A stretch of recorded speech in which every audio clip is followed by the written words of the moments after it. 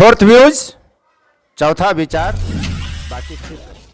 नमस्कार, मैं हूं सुनील बॉबी और आप इस समय देख रहे हैं अपना खास कार्यक्रम बिहार समाचार, जहां बातें करते हैं बिहार की, खबरें होती है बिहार की खबरों के साथ साथ देश दुनिया में क्या कुछ चल रहा है तमाम खबरों से आपको कराते हैं अपडेट। तो बिहार की पहली और बड़ी खबर को बताने से पहले आपको कह दें कि शिक्षा रोजगार के साथ ग्राम पंचायतों में क्या कुछ योजनाएं चल रही है, तमाम खबरों से हम आपको कराते हैं अपडेट। दोस्तों, अब तक हमारे चैनल को आपने सब्सक्राइब नहीं किया होगा तो इस चैनल को जरूर सब्सक्राइब कर लीजिएगा। चलिए खबरों का सिलसिला शुरू करते हैं। बिहार में पहली और बड़ी खबर बता दें कि वार्ड सदस्य लगातार धरने पर इसे कनकनाते हुए कपकपाते हुए ठंड में बैठे हुए हैं। सरकार सुनने को तैयार नहीं है और वार्ड सदस्य भी अड़े बैठे हुए हैं। 9 सूत्री मांग है और 9 सूत्री मांगों पर अब तक विचार नहीं हो पा रहा है। आपको बताते चले कि वार्ड सदस्य उस समय से अपने धरना प्रदर्शन और भूख हड़ताल पर बैठे हैं जब पंचायती राज मंत्री मुरारी प्रसाद गौतम ने उनके शिक्षा पर सवाल खड़ा किया था और उसी समय के 2 दिन बाद वार्ड सदस्य पटना गर्दनी बाग पर धरना पर बैठ गए।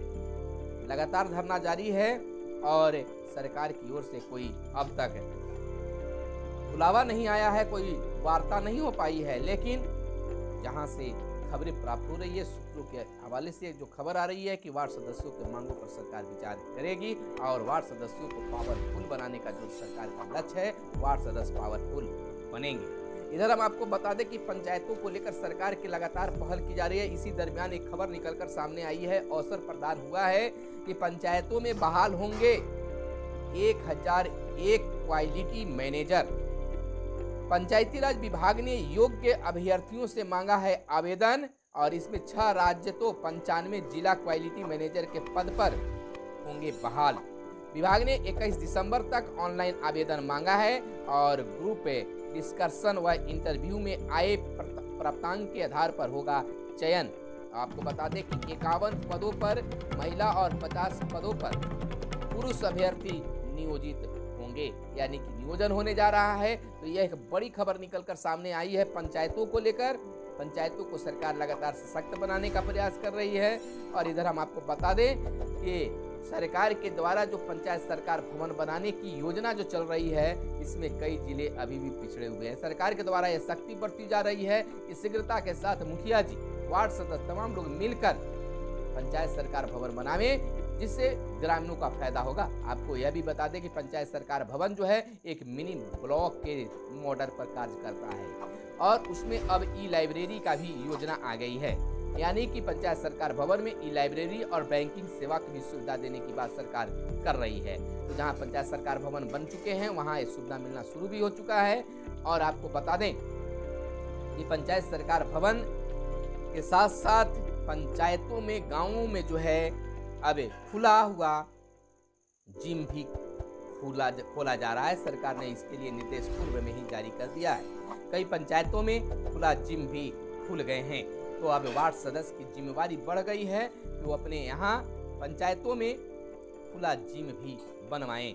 इधर हम आपको बताते चले कि बिहार के मुख्यमंत्री नीतीश कुमार ने आज 15,871.24 करोड़ की योजनाओं का सौगात दिया है। गांव में स्मार्ट प्रीपेड मीटर लगाने की योजनाओं की शुरुआत हो गई है। अब जहां शहरों में प्रीपेड मीटर लगाए जाते थे, अब जो है गांवों में भी लगाने की बातें आ गई है। इधर हम आपको बता दें कि ग्रामीण स्तर की अगर बात कर रहे हैं तो जहां गांव में महिलाओं और बच्चों की सुविधा को लेकर आंगनबाड़ी केंद्र संचालित हो रहे हैं, तो आंगनबाड़ी केंद्र संचालिका यानी कि सेविका और सहायिका के लिए योग्यता भी निर्धारित कर दिया गया है। पहले जहां 7वां 8वां पास भी में सेविका सहायिका नियुक्त हो जाती थी, लेकिन उसके लिए सरकार ने बड़ा बदलाव कर दिया है। सहायिका के लिए मैट्रिक न्यूनतम योग्यता, जिला स्तर से लिए जाएंगे आवेदन, इंटर पास ही अब बनेगी आंगनबाड़ी सेविका और मैट्रिक पास बनेगी सहायिका। कैबिनेट का फैसला है, 18 न्यूनतम और 35 अधिकतम उम्र सीमा तय की गई है। इसके लिए ऑनलाइन ही कर सकेंगे आवेदन। जिस वार्ड में भर्ती उसका निवासी होना जरूरी होगा, यानी कि आप तभी आवेदन कर सकते हैं जिस वार्ड के लिए वो वैकेंसी निकला है और वहां के आपको नागरिक होना चाहिए। उप विकास आयुक्त की अध्यक्षता में बनेगी चयन समिति, शीर्ष डिग्रीधारी को मिलेगी वरीयता और शहरों में भी अब सतत जीविकोपार्जन की योजना का लाभ मिलेगा। पटना स्मार्ट सिटी के लिए 982 करोड़ रुपए ही मिलेंगे। पॉक्सो एक्ट के तहत 54 विशेष न्यायालय गठित किए जाएंगे। यह कैबिनेट का फैसला है। बात कर रहे हैं आंगनबाड़ी सेविका और सहायिका के लिए, तो अब आसान नहीं होगा आंगनबाड़ी में आपकी बहाली। यानी कि सरकार जो है आंगनबाड़ी में सेविका के लिए इंटर पास होना जरूरी कर दिया है और सहायिका के लिए मैट्रिक पास होना जरूरी हो गया है। इसके लिए ऑनलाइन आवेदन भरे जाएंगे। फोर्थ व्यूज, आंगनबाड़ी सेविका और सहायिका के चयन प्रक्रिया में बड़ा बदलाव कर दिया गया है। आपको बता दें कि आंगनबाड़ी सेविका के लिए न्यूनतम योग्यता इंटरमीडिएट व समकक्ष और आंगनबाड़ी सहायिका के लिए मैट्रिक होना जरूरी होगा। पहले यह क्रमशः मैट्रिक और 8वीं पास था।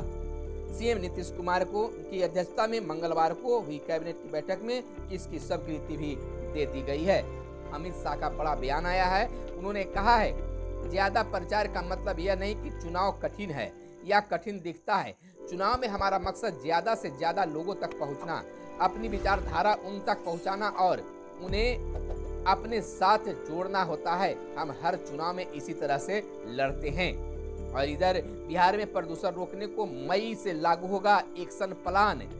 3 बड़े शहरों को छोड़ बाकी के लिए बनेगी कार्य योजना और प्रदूषण नियंत्रण बोर्ड चेयरमैन ने दी यह जानकारी। और पटना स्मार्ट सिटी के लिए 982 करोड़ ही मिलेंगे। आपको बता दें कि पटना स्मार्ट सिटी योजना के लिए पूर्व में प्राप्त प्रशासनिक स्वीकृति की राशि 2776 करोड़ को पुनरीक्षित करते हुए 982 करोड़ 50 लाख दी गई है। और इधर पैसे लेकर समय पर फ्लैट नहीं देने वाले बिल्डरों पर अब केस होगा। डीजीपी के अफसरों को दिए गए कार्रवाई के निर्देश और रेप केस की मॉनिटरिंग के लिए बनेगा कोषांग। और इधर हम आपको बताते चले कि बिहार में अब प्रखंड स्तर पर होगी केंद्रीय योजनाओं की निगरानी। हर प्रखंड में नियुक्त किए जाएंगे एक कनीय क्षेत्रीय अन्वेषण, मंजूरी मिली। आपको बता दें कि केंद्र राज्य सरकार के बीच समन्वय में मिलेगी मदद और साथ ही विभागीय कार्यों में अंतर और विभागीय कार्यों में भी मिलेगा मदद। आपको बता दें कि 534 नए पदों के सृजन का राज्य सरकार ने दे दी है हरी झंडी।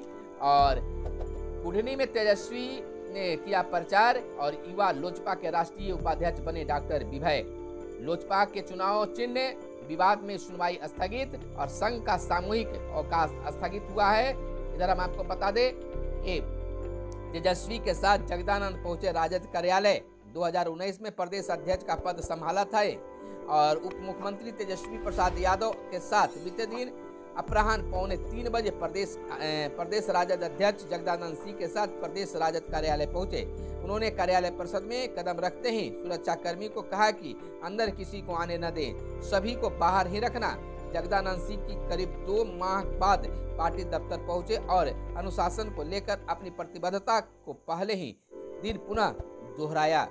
और इधर पटना और मुजफ्फरपुर में 1 से शुरू होंगे चेक पोस्ट और उप मुख्यमंत्री ने सुनवाई कार्यक्रम को देखा।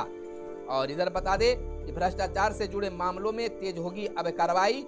लंबित विभागीय कार्रवाई में तेजी लाने का निर्देश दिया गया है और सभी एयरपोर्ट पर मखाना बेचने का होगा प्रयास। मखाना महोत्सव में कहा गया, बिहार सरकार जनसंख्या नियंत्रण कानून बनाए, मोदी बोले। और बिहार में 168 प्रखंडों में 1 माह में मनरेगा काम ठप, पैसे के अभाव में काम रोका गया। राज्य का 687 करोड़ रुपए बकाया, तकनीकी कारण से पैसे नहीं हुआ आवंटित। स्टेट एनआईसी समस्या का समाधान में जुड़ा है। और इधर ई वॉलेट से डिजिटल रुपये में लेन देन अब होगा आसान और सारस के डाटा में से सुलझेगी गुत्थी। और पानी तक पहुंचने के लिए आकार बदलती है जड़ें या निकलकर सामने आई है। तो ये थी आज की प्रमुख खबरें जो आपके लिए काम की खबरें थी। तो फिर मिलते हैं अगले वीडियो में, तब तक के लिए दीजिए इजाजत। धन्यवाद। जय हिंद, जय भारत, वंदे मातरम। फोर्थ व्यूज, चौथा विचार।